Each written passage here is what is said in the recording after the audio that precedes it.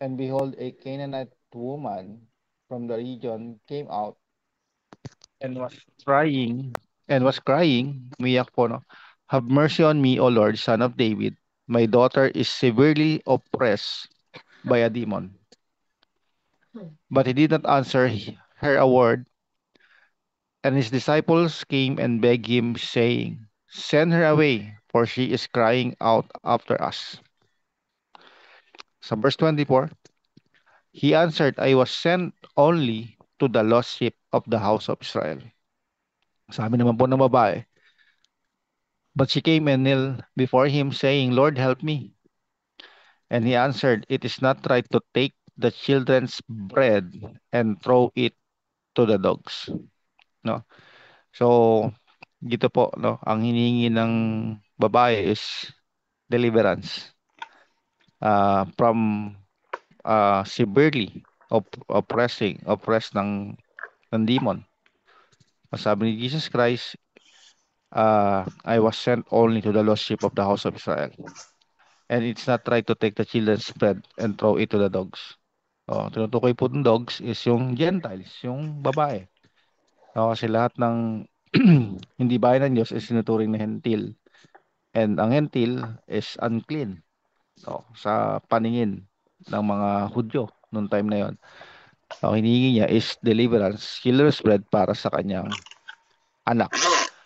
At sabi ng babae dito sa verse 27, Yes, Lord, yet even the dogs eat the crumbs that fall from their master's table. And Jesus' response is, O woman, great is your faith. Be it done for you as you desire. And her daughter was healed instantly. Amen. Hallelujah. So, naunawa natin na ang healing and deliverance ay dito po sa binasa natin is para sa people of God. Dito po sa story, sinasabi Jesus Christ para lang ito sa sinugo lang siya para sa bayan ng Diyos o sa lost sheep ng Israel. Doon lang siya sinugo. At yung hinihingi na deliverance, na kagalingan, kalayaan nung nanay, nung Canaanite woman, sabi ni Jesus Christ, is para lang yan sa mga anak ng Diyos. So, hindi siya qualified. Hindi qualified yung babae ito. Ulitin natin sa verse 24, I was sent only to the lost sheep of the house of Israel. And verse 26, it is not right to take the children's bread and throw it to the dogs. Kumbaga, uunahin ko muna, sabi ng Lord, uunahin ko muna yung kung kanino ko sinugo. Okay, hindi niya maibigay. Pero dahil sa faith ng babae, may nangyari sa kanya. Okay. Sa verse 22, and behold, Canaanite woman from the region came out and was crying, Have mercy on me, O Lord, son of David. My daughter is severely oppressed by a demon. Okay. Ang healing and deliverance is intended para sa mga anak ng Diyos. Kung tayo nandito is mga anak ng Diyos dahil tinanggap natin, tayo naniwala sa Panginoon na siya ang tagapagligtas. Sabi sa John 1:12, but to all who did receive Him, Jesus Christ, who believe in His name, Jesus, He gave the right to become children of God. So kung ikaw is nasa John 1:12, so ikaw ay merong karapatan na maging anak ng Diyos. So makikita nyo, babasahin nyo, bakit you have the right to become children of God. Kasi ang pagiging anak ng Diyos, kailangan mong sinasabi sa diablo yan. Kasi before na naging anak ka ng Diyos, naging anak tayo ng Diyos, tayo ay anak ng diablo. Nagkasala ang tao, pinalis ni God ang tao sa hardin, at ang diablo ang siyang pinuno o Diyos ng mundong ito. Inadapt niya ang tao. Inadapt niya yung tao. Kasi pinalis nga ni God. So inadapt ng devil. So, sabi nga, ang ama niyo ay diablo, sabi nga ni Jesus Christ sa mga Pharisees. Nung ako po yung nag-under ng deliverance, ako po yung dinideliverance. Ang sabi sa akin ng devil, anak kita. Alam niyo po yun, no? Alam mo yung narinig mo yung kanyang boses sa iyong isipan at sinasabi sa iyo, anak kita. Sinasabi po sa akin ng devil. Why? Kasi ang pamantayan ng devil para maging anak ka niya is hindi yung pagko-confess mo na Jesus is Lord, God is my Father. Ang pamantayan niya na para maging anak ka niya is yung ginagawa nating kasalanan.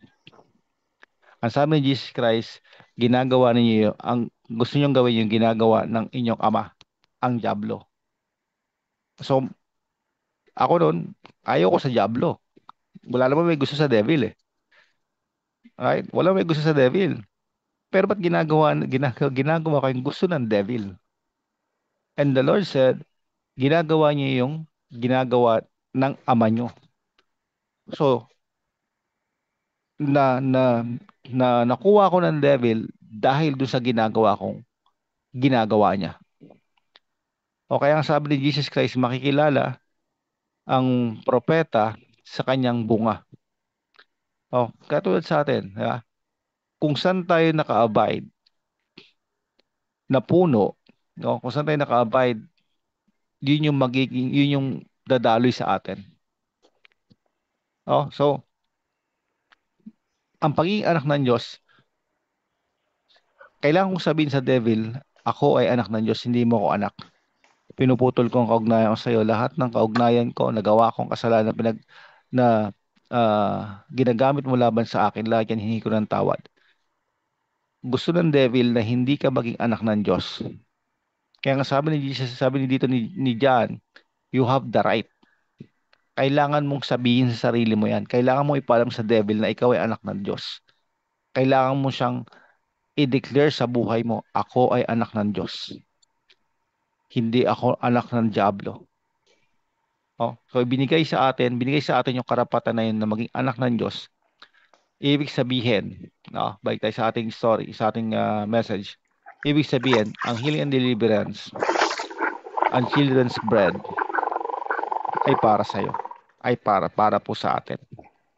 Sabi po sa Matthew 6, di ba? Kung alam niyo yun po yung prayer, the Lord's Prayer. Sa verse 11, sabi doon, give us this day our daily bread. Alam naman natin, tinutukoy dyan, dalawa. Yung physical food natin and then yung spiritual food. Ay, sabi sa Matthew 4:4, sabi doon, hindi lang, sorry. Diba, sabi po doon, hindi lang sa tinapay nabubuhay ang tao, kundi sa bawat saitang namumutawi sa bibig ng Diyos. So, ang dalawang pagkain na tinutukoy is yung physical food and yung healing and deliverance. Bread. Oh. So, ngayon, sa spiritual po, wala tayong problema eh. Ayun mo, nagugulat po ako sa mga Christian na nagsasabi, mahina ang aking spirit. Totoo po yan, oh. Nanghihina ang aking spiritual. Ang spirit nanghihina. Actually, hindi naman talaga nanghihina ang spirit mo. Yung spirit mo is source ng life yan because nandyan si Holy Spirit. Kung nandyan si Holy Spirit, ang nag-iwik sa'yo is yung mind mo, yung soul mo, yung body mo, pero not spirit. Ang sabi ni Jesus Christ, the spirit is willing but the flesh is weak. Never manghihina ang spirit. Ang sabi rin ni John is, ang spirit natin, ang pinanganak ng Diyos, hindi ginagalaw ng diablo at hindi nagkakasala. So yung part ng being natin na spirit natin is yan ay hindi nangihina. Oh, sa spirit natin wala nang problema. Why? Kasi nandiyan si Holy Spirit and si Jesus Christ, mga kapatid, is ibinigay na sa atin. Lahat, 'di ba, sa atin tayo po ay mga anak ng Diyos and we receive the spirit of the Son. The spirit of Son ang binigay sa atin. That's why we call Abba Father. So ang ating spirit, wala nang problema yan, mga kapatid. And kung nasa atin ang spirit ng Lord Jesus Christ, tayo ay makakapag-overcome sa mga bagay na makamundo. Amen. Sa verse 13, and lead us not into temptation, but deliver us from evil. Ang tanong po, everyday ba may temptation? Everyday may temptation, tama? and everyday ba need ng kaligtasan sa kasamaan, sa devil? Yes, right? Ang spirit natin hindi na matitempa. Okay, malinaw na po sa atin yung ating mga kapatid. Oh. Ang spirit natin walang problema, ang hindi matitemp, hindi magalaw ng devil. Ang inaabangan ng devil is yung soul mo. Dahil kapag nag-grasp, na hold niya yung ating soul, yung ating mind, ang body, madali niya mahahawakan. Okay? So, may temptation dito sa mundo. Everyday meron yan. As long na nandito tayo sa mundo, kailangan ng tao ang healing and deliverance. O kaya nga po na medyo pagdating sa deliverance na may against sa mga tao, medyo kapag against sila sa deliverance, nakukurot yung puso ko. Kasi pag sinasabi nilang wala nang deliverance, is parang sinasabi ng wala nang demonyo sa mundo. Ang sabi ni Jesus Christ, di ba? Ang impyerno is nilaan para sa diablo at para sa kanyang mga anghel. So hanggang ngayon, dahil wala pa ang Panginoon, hindi pa natatapon sa lake of fire. Ha? So yung demon is Asa yung fresh bag mo? nag-exist. Binigyan kita kanina. Kung wala lang nagkakasakit sa atin, hindi tayo nagkakaisip ng kasamaan sa buhay, wala tayong nagagawang kasalanan, naniniwala ako, hindi na kailangan ng deliverance. Pero kung meron kang ganyan, kailangan natin ito. Kasi sabi sa Bible, sabi ni Jesus Christ, daily bread. We need daily bread. We need Jesus Christ. We need the Holy Spirit for our daily healing and deliverance. Hindi lang naman healing physical eh. Emotions, nasasaktan tayo. Every day. Maraming taong nakagawa niya sa atin. Why? Kasi nandito tayo sa mundong baksak. At ito yung binigay sa atin ng Panginoon para everyday ma-overcome natin yung mga nangyayaring yan sa buhay natin. Amen? Kung hindi mo na kailangan ng deliverance, no, ang taong hindi nangangailangan ng healing and deliverance, lumalakad po yan sa fullness of God. Kung ikaw o tayo nandito, hindi natin kailangan ng healing and deliverance, ibig sabihin tayo lumalakad sa fullness of God in spirit, soul, and body. And Kaya may kunin may question vacuum po na ako sa maliit, inyo ngayon. i-vacuum mo na to. Lumalakad ba tayong lahat dito sa fullness of God? Kaya po natin sagutin yan. Hindi ako palagi. That's why I need healing and deliverance. Alam niyo ba kung sinong tao sa mundo ang hindi na kailangan ng healing and deliverance? Si Jesus, hindi niya kailangan ng healing and deliverance. Why? Kasi ang sabi po sa Colossians 1:19, for in Him all the fullness of God was pleased to Him, was pleased to dwell kay Jesus Christ. Can you imagine po, kung yung fullness of God ay gustong-gusto mag-manifest sa atin, yung nag-overflow na Spirit, the Spirit of God, kagaya kay Jesus Christ, kagaya sa mga apostol, na overflow na yung Spirit of God na dumadaloy sa kanila. Kasi biruin mo, dumaan lang sila, anino lang, gumagaling na, hawakan yung handkerchief, ibigay sa mga may sakit, gumagaling na. Kung kilala niyo po si anong pangalan niya? Nalimutan yung pangalan niya, sorry, sa Africa. Kalimutan ko yung name nung kung tawagin sila is mga sa pananampalataya, sila yung mga generals of faith. Humawak lang siya ng isang bagay din, panyo, ganyan. Hindi po yung time nila Jesus. Ito po ay sa atin na, mga believers na. Hinawakan yung panyo, sa ibang tao, gumaling. Tapos, si John Gillig, sorry, yun. Si John Gillig po pala, yung tinutukoy ko. Kung nais niyo po yung story ni John Gillig, nagkaroon po ng plague sa isang lugar sa Africa. At epidemya. At lahat ng tao namamatay na. Ngayon, wala na magawa ang doktor. Ngayon, si John Gillig pumunta doon. Lahat ng hinawakan ni John Gillig, gumagaling. Of course, andun yung life of God sa kanya. no? Si Holy Spirit, gumagaling po. And then, ang ginawa po nila, kumuha sila nung virus o bacteria, nilagay sa kamay ni John G. Lake, and then, tinelescope, tapos yung bacteria o virus na nilagay sa kanya, pagkalagay sa kanyang kamay, namamatay. Ay, kita niyo yung overflowing ng spirit na nananahan sa kanya. So, meron po tayo Michael, nun. Ganong baki mo na spirit yun yung na meron maliit ng tayo sa baki. loob ng ating spirit. Kaya lang, dahil po sa kasalanan, sa unforgiveness, sa mga pain, sa mga bagay na ginagawa natin na hindi kalooban ng Diyos, yan po yung bumablock, nag-hindrance para dumaloy po yung flow ng Holy Spirit sa atin ng mas grabe. Pero kung makikita natin yung mga talagang devoted na disciples, Christian, grabe yung flow ng Espiritu Santo sa kanila. Alam niyo po, hindi ito pagalingan eh. Ang gusto na Lord is, ikaw ba is available? Ikaw ba is isang yielding vessel? Handa ka bang gamitin ko para sa kaluwalhatian ko? O sometimes, hindi Lord, gusto ko, ako rin mag-glorify. Sabi ni kanina, no, yung sinasabi ni Pastor Sammy about sa lahat ng papuri, no, mapupunta sa Panginoon. Tama po, no? Sobrang agree tayo dyan. Kasi we are just a vessel na para sa glory ng ating Diyos. Kasi alam naman natin yung kanyang ginawa para sa atin. Okay? So, isa doon is kailangan natin maging mature. Dumadaan po tayo sa pagkabata pero hindi naman lagi kang bata. Amen.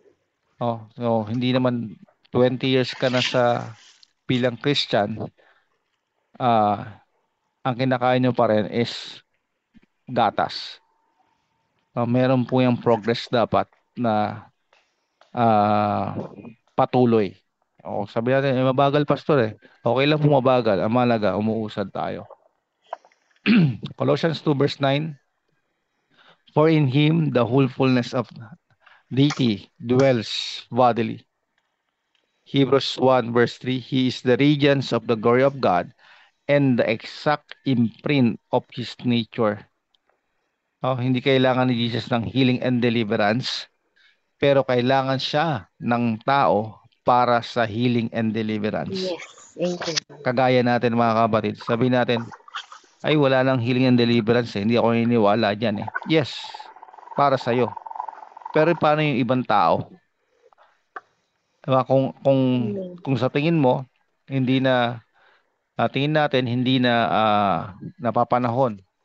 Kumbaga, sabi nga nila, merong time para dyan. Nawala na. Sana wala na tayo nakikita ang mga taong may sakit. Sana wala na tayo nakikita ang mas marami pang tao na ginagambala ng masamang espiritu na pumupunta sa mga albularyo kaysa pumupunta sa mga Kristiyano. Amen. Right? Makikita nyo, mas pabor pa ang mga tao sa mga albularyo. Bakit? Kasi walang Kristiyanong tumatayo sa deliverance. Amen. Kaya ngayon, naghahanap sila ng mga albularyo. Imbis na hanapin nila mga Kristiyano. Amen.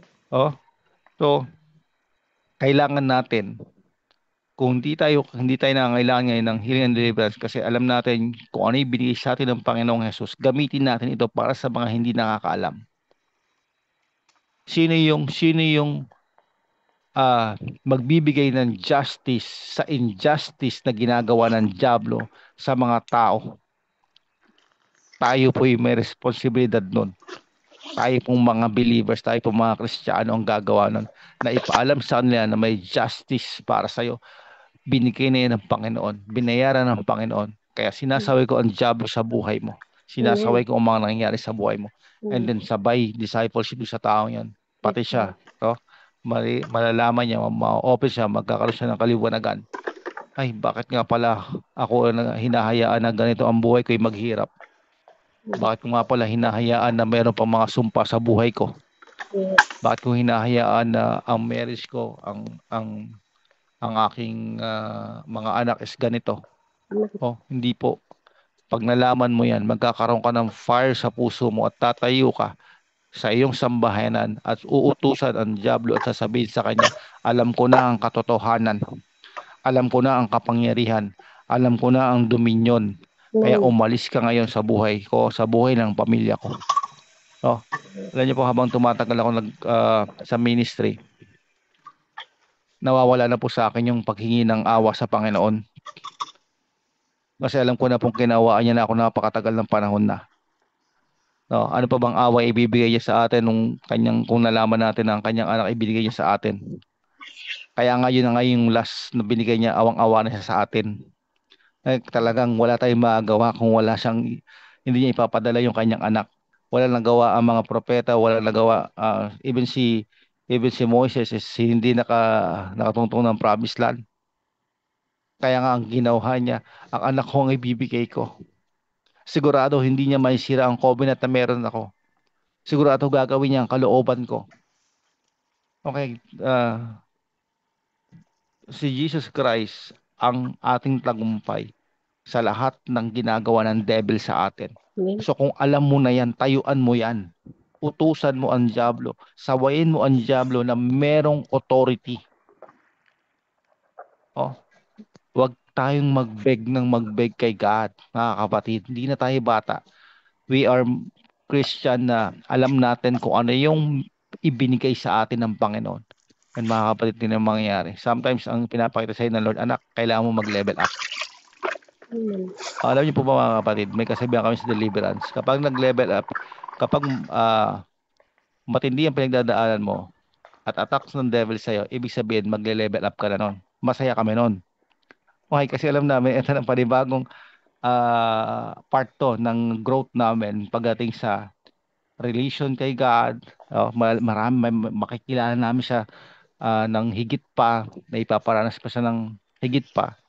So kaya kapag may mga ganyan, we're excited. Lalo pag may pagpe-pray, excited kami talaga, no? Ano po kayo naman, pinag-pray kami kaninang mga 10 p.m. Sabi nung pinag-pray namin lalaki, sabi niya is ginagambala siya ng itim na babae, pati ang kanyang pamilya.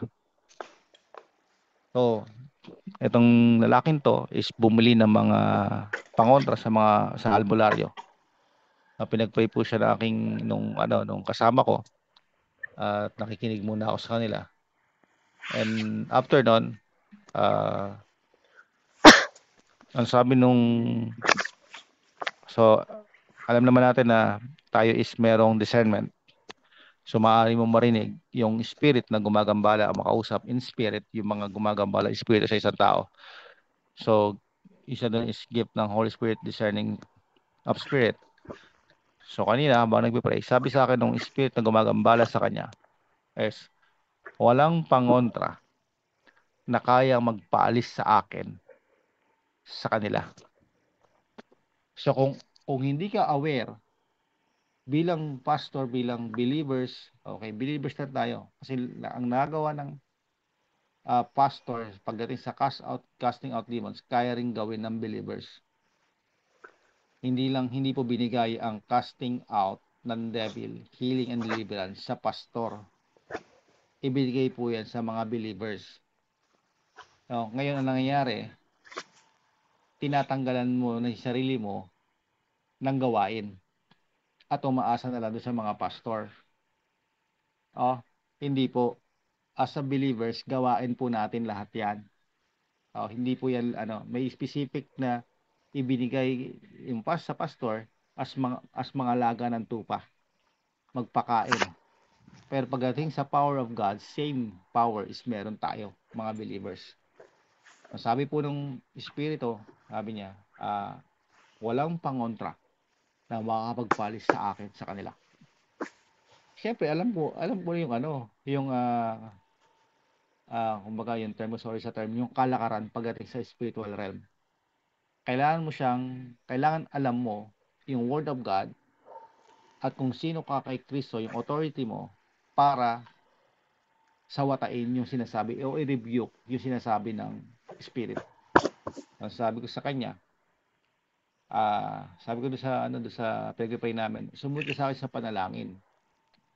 Lord, patawarin mo ako kasi nilagay ko ang tiwala ko sa mga pangontra. Alam niyo po, ang dami niyang suot, meron siyang dalawang suot na binili niya sa albularyo na pangontra. So, sabi ko sa kanya, kung nagtitiwala ka sa Panginoon na siya ang iyong proteksyon at siya ang iyong kagalingan, kalayaan, tanggalin mo lahat yan. Ano po nung pinapatanggal ko sa kanya yon, mabigat ang pakiramdam niya. Ayaw niyang tanggalin. Sabi ko, maniwala ka sa amin. Pag tinanggal mo yan, after ng prayer, maganda na yung pakiramdam mo. Alam mo yung meron akong confidence sa sinasabi ko kasi naniniwala ako sa salita ng Diyos. Yun lang Kapag sinabi ni God, sinabi ni God. Ayaw ni God yan. Kung ayaw ni God, nagkamali ka, hindi mo alam na mali yan, kailangan pa humingi ng tawad. Kasi ang ignorance natin is hindi yan excuse. Yung may people, sabi sa Hosea, di ba? May people are destroyed for lack of knowledge. Hindi mo pwede sabihin kay God pagdating mo sa langit, Lord, hindi ko alam na mayroong kampi na dalang anak. Hindi po pwedeng ganun. Hindi pwede sa deliverance na hindi ka kayang patayin ng diablo. Kaya tayong patayin ng diablo dahil sa kakulangan natin ng kaalaman sa ginawa ng Panginoong Hesukristo sa atin. Amen, mga kapatid. Kaya ang mundong ito is nasa battle between the devil and between the people of God, believers, na mag-i-impose kung ano yung binigay sa kanila ng Panginoon. Sasabihin ko sa devil, etong ginawa ng Panginoon. Sabi ko doon sa prayer, sabi ko po doon sa spirit, no? Ayan, narinig mo, sinabi niya, nirenounce niya, humingi siya ng tawad. Ikaw, inuutusan kitang umalis ngayon sa pangalan ni Jesus. After po ng prayer na ganon, siya po ay nakalaya. Bakit? Para po tayong mga abogado. Halimbawa, meron tayong kliyente. Ganun po yung approach ko Ganun po yung approach ko. Meron tayong kliyente. Yung pinagpipray po. Ngayon pinagpipray mo, kukuhanan mo kung ano nangyayari sa kanya. Ngayon, pag nakita mo meron siyang kaugnayan dun sa devil, kailangan mo yung putulin sa kanya. Kailangan mo ipaunawa sa kanya kung ano yung dahilan ng devil kung bakit siya nandyan at inaatake ka. Kasi kapag hindi, nag-cast out ka ng devil, ka-cast out mo, sila, aalis yan. Kasi kinast out mo, inutusan mo As a believer, meron kang authority na gawin yon. Sabi sila, cast out devil. So, aalis talaga yon kasi inutusan mo. Kaya lang, dahil hindi na-deal yung ugnayan o dahilan, yung connection ng devil dun sa taong yon, ang tendency kapag ikaw ay wala na, yung nag-pray, no? Wala na, dahil mo sa malaking lugar, ganyan. Ano mangyayari? Ang tendency, babalik yung devil. Kasi hindi na putol yung kanilang ugnayan talaga, yung ugat ng problem. So, ang ginagawa ng Holy Spirit, pinapaalam sa atin kung ano yung behind kaya meron siyang attack. Even generational curses. Individual ang ating salvation. Individual ang ating salvation. And ang prayer natin for our relatives sa ating family is may mga taong makaabot sa kanila para sila then is i-receive si Jesus Christ as Lord and Savior. Pero hindi natin pwede i-receive si Jesus para sa kanila. Lord, tinatanggap kita para sa aking kapatid. Lord, tinatanggap kita para sa aking asawa. Lord, tinatanggap kita. Lord, damay mo na sila. Tinanggap kita, Lord. Tinanggap kita bilang Lord and Savior. Pwede ba idamay mo na yung pamilya ko? Hindi po. Hindi po ganon. Individual po yan. Kailangan ng isang tao dumaan kay Jesus Christ. makilala siya, tanggapin siya bilang Lord and Savior. Hallelujah. Hindi po tayo Savior. Tayo po ay takapaghatid ng magandang balita. Kaya sabi ni Jesus, preach the gospel to all nation. Ang gagawin natin, i-preach natin sa pamilya natin yung gospel. Wag po, kung kaya mong ibahagi sa pamilya mo yung magandang balita, bakit mo ipagpipray kay God na may tao na dumating sa buhay niya para makarinig ng magandang balita? Kung ikaw kaya mo naman sabihin yon. Accountable po tayo doon sa mga taong nakapaligid sa atin na kailangan natin abutin. Yeah. Aabutin po natin sila lahat. Kaya ka nandyan sa pamilya na yan, kaya ka nandyan sa workplace na yan, kaya ka nandyan sa lugar na yan, is para sa isang gawain na yan sa Panginoon. Share the gospel. Preach the good news. Amen? Para makalaya po ang tao. Ayan. Okay, the goal of deliverance, ang goal po ng deliverance is to set people free. Yan po yung goal ng deliverance. To set people free so that Jesus can use people to set others free. Amen? So kung ako, pinalaya ako ng Panginoon, ako ay para gamitin ng Panginoon, samahan ng Panginoon para sa kalayaan ng iba. That's why I share more sa deliverance. Kasi siguro po ang deliverance message ko sa church siguro po namin, sa church po namin and sa sa fellowship po namin, siguro po 70%. 70%. I love deliverance. Kasi nakikita ko yung kapangyarihan ni God, nakikita ko yung mga tao kapag nakakalaya, gumagaling. Ang sarap sa pakiramdam. Na sobrang nabibless ako kapag nakikita ko yon. And that's why gusto kong i-share din yung kalayaan na ginawa sa ng Panginoon.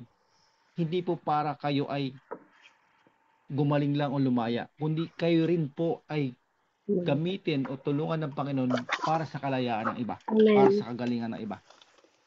Amen? We are set free, no? To set others free in the name of Jesus and by the power of God's Holy Spirit. Deliverance din po is a tool. Deliverance is a tool. Kasi yan ay para sa eviction ng mga Holy Spirit, ng demons sa katawan ng tao. So yan po ay para sa restoration, para doon sa mga ginapos, para doon sa mga inoppress ng devil. Amen? So balik po tayo sa ating text. Sorry, ako. Matthew 15:22. Balik tayo sa story. A Canaanite woman from the region came out and was crying, "Have mercy on me, O Lord, Son of David, my daughter is severely oppressed by a demon." So, ang healing and deliverance is casting out demons or anything na works of the devil. Okay, so kanina meron tayong side title nung flesh, devil and flesh. Take note, hindi tayo inutusan ni God na mag-cast out ng laman o flesh. We are commanded to crucify. Sa Galatians 5 verse 24, mo naman ng mabuti. to Christ, Jesus Pati yung loob ng have toilet. crucified the flesh I-vacuum mo mabuti. May mga buhok pa. with its passions and desires. So, ang taong tinetempt, I-vacuum mo mabuti kasi may mga buhok pa ng ang flesh aso. kasi ay yung temptation sa flesh natin, sa laman. So, ang taong tinetempt ng devil, kaya siya natitempt is dahil meron siyang desire.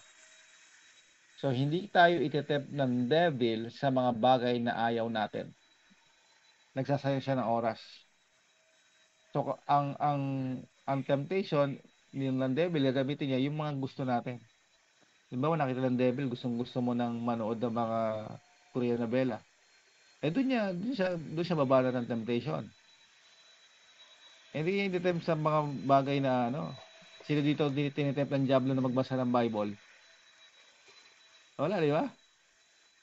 Kasi ang gusto ng devil, yung flesh mo is siya yung mag-magnify sa o yung makita mo ito gawain na to, flesh.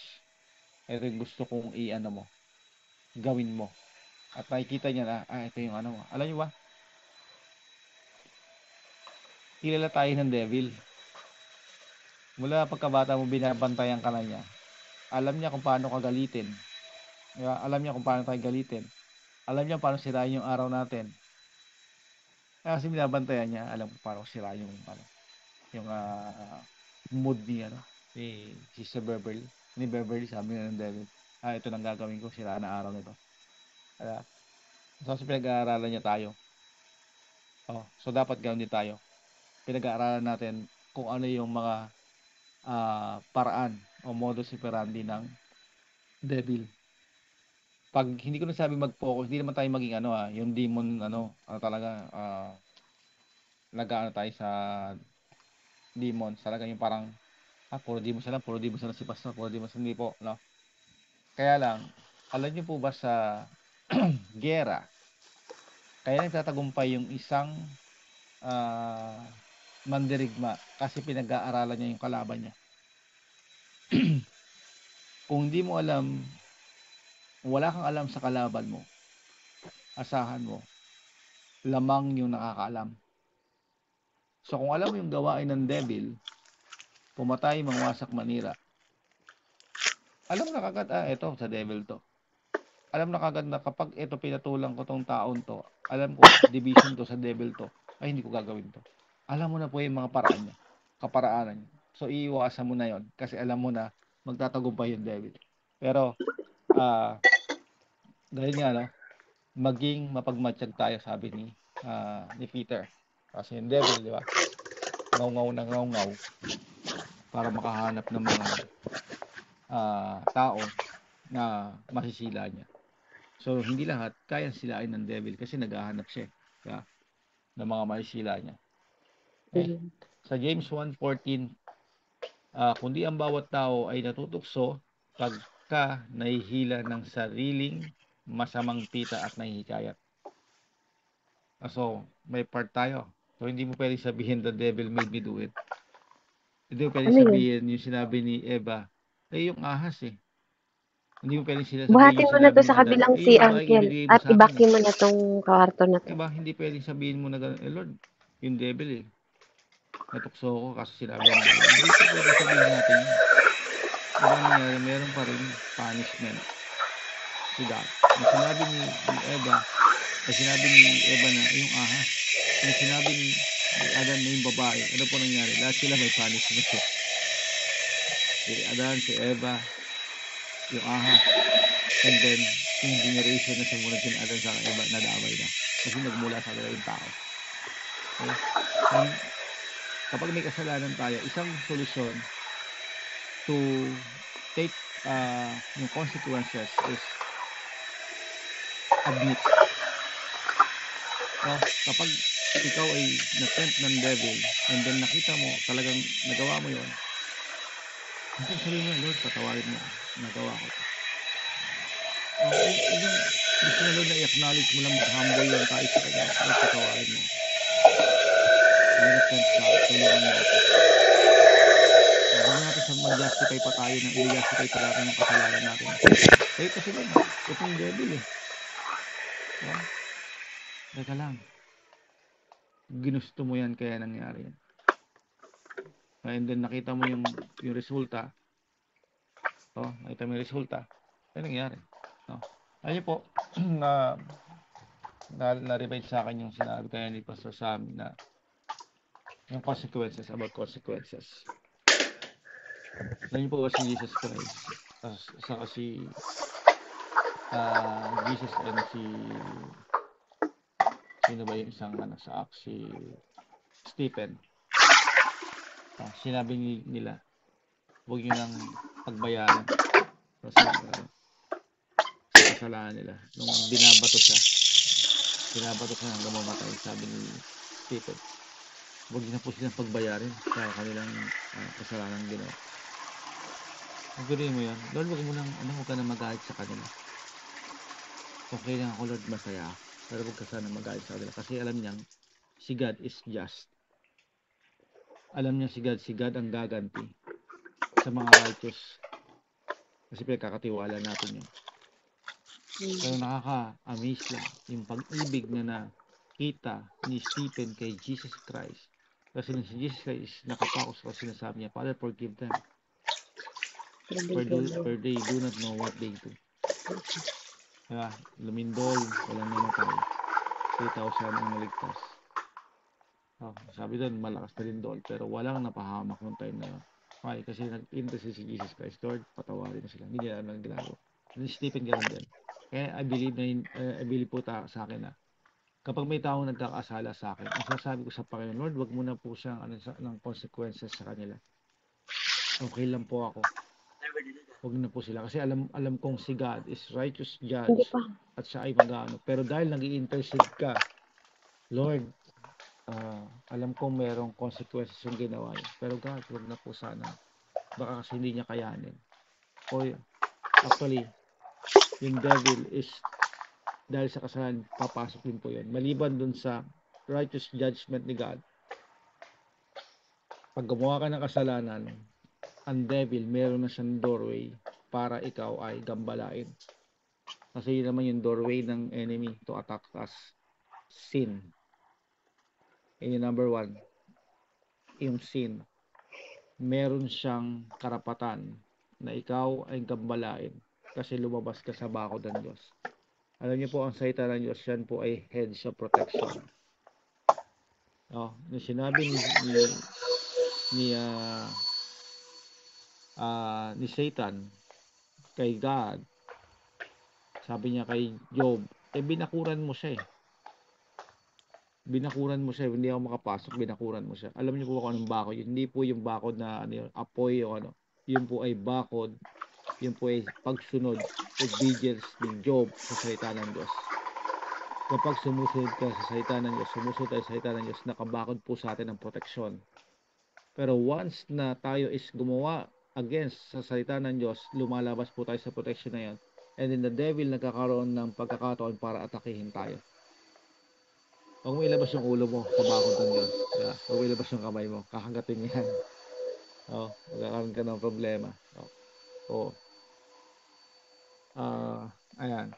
Sa 1 Corinthians 10:13, no temptation has overtaken you that is not common to man. God is faithful. Matthew 6:13, and lead us not into temptation, but deliver us from evil. So God will deliver us from the temptation, because temptation comes from the devil. Sabi ni sa James is, let no one say when he is tempted, I am being tempted by God.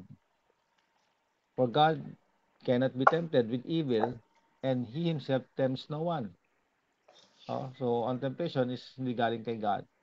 And he will not let you be tempted beyond your ability, but with the temptation, he will also provide the way of escape that you may be able to endure it. So, kapag may temptation at na-tempt ka, ginawa mo ito, kasi ni-decide natin to. It is our will to do it. It is impossible na walang ibigay si God na way out sa temptation. It is possible na wala tayong tatakbuhan, wala tayong pintuan na o bintana na bubuksan si God para lumabas doon. Kagaya ng ginawa ni God kay Joseph. Nung siya ay tinutokso nung asawa niya, Potiphar, Kaya mali yung kantang tukso-layuan mo ako. Nandun ka na sa tukso-layuan mo ako. Hindi lalayo yan. Ikaw yung lalayo. Tayo yung aalis. Kailangan po natin patayin yung ating laman. Yung flesh. Yung works of the flesh. Why? Kasi yan yung connection sa devil. Alam niyo po yung sinabi ni God sa ahas? Ano kakainin niya? Alabok. Saan ba gawa ang tao?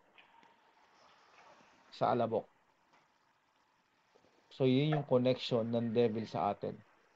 Kung tayo is kumikilos sa laman, which is gawa sa alabok, at ang pagkain ng ahas is alabok, pinapakain natin siya kung tayo ay gumagawa ng mga makalaman na gawain. Amen. Kaya sabi ni Paul, if the Spirit gives life, walk in the Spirit. So let us always walk in the Spirit. Kasi yun yung na-connect kay God. Diba?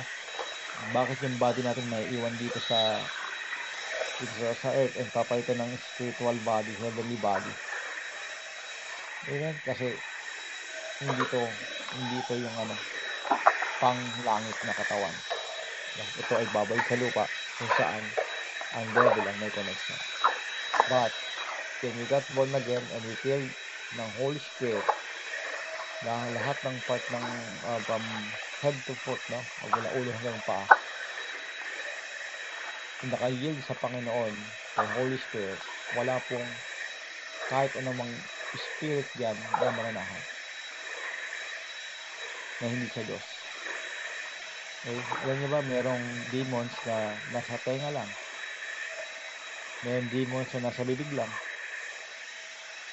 Mura na mura, chismis ng chismis. Tapos, nasa tenga mo lang. Ang lahat ng narinig mo, parang tungkol sa'yo, parang masakit na gano'n, no? Demons po yun. Sa mata mo naman, kapag nasa simbahan ka, inaantok ka, nagbabasa ng Bible, inaantok ka. Kasi yung demons doon, nilalambitinan yung eyelashes mo para antukin ka. Sa deliverance po, napakalawak po. Sa deliverance,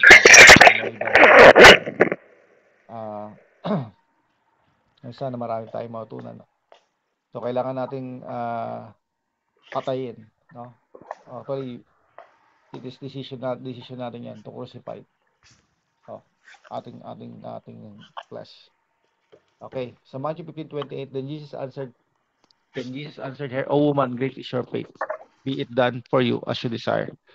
And her daughter was healed instantly. So, alam niyo po, itong babae ito, katulad sinabi ko kanina, hindi po siya kabilang sa bahay ng Diyos at lalong hindi siya anak ng Diyos. Pero nakaranas po siya ng deliverance dahil sa kanyang pananampalataya. So, Jesus said, great faith. So, paano siya nagkaroon ng great faith? So, ang babaeng ito ay non-covenant person. Kasi hindi siya kay Abraham nanggaling, kumbaga. So, wala siyang covenant kay God kasi hindi naman siya kasama sa angkan ng Israel. Pero makita niyo mga kapatid, sa sinasabi ni Jesus Christ, parang siya pa yung nakahihigit na nakakilala at alam ang Diyos ng Israel. Amen. Alam niya paano kumilos ang Panginoon. Amen. Many believers, marami pong Kristiyano, merong head knowledge. Alam po yung mga Hudyo, nasa kanilang binabaka nilang kautusan. Alam nila lahat ng kautusan. Pero head knowledge. Pero yung heart, wala. Yung revelation, wala. Yung pagkakilala sa Diyos, wala. Punong-puno tayo ng knowledge about Scripture. Pero hindi naman natin dinadala sa puso natin. Pero itong babaeng ito, walang covenant kay God. Pero by faith, nakita ni Jesus Christ, wala akong nakitang ganyang pananampalataya. Dakila ang iyong pananampalataya. Kasi hindi ka naman kabilang sa angkan ng Israel. Pero grabe yung pananampalataya mo sa akin. Amen. Sabi ni Jesus, sabi ni Paul, Hebrews, it is impossible to please God without faith.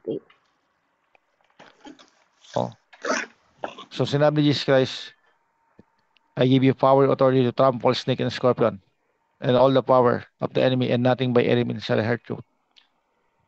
I will build my church, and the gates of hell shall not prevail against thee. Sino ba tinutukoy nun? Tayo. May nakausap kaming foreigner, taga Texas. Ang sabi niya sa akin, may spirit sa kanya, python spirit yung nasa kanyang katawan. Nagpe-pray kami, nag-uusap kami, gumagapang daw sa kanyang legs. Gumagapang-gapang sa kanya. Nararamdaman niya. And then, nag-fasting na raw siya, nag-pray and fast na raw siya para lang yung power nung spirit na yon is ma-overcome niya. So, doon pa lang mali na yung isipan niya. Sabi ko po sa kanya, sa Matthew 28, ang sabi doon, all power and authority has been given to me, sabi ni Jesus Christ. So, paano mo sasabihin na may power yung devil against you kung lahat ng kapangyarihan ay binigay na sa Panginoon sa langit at sa lupa.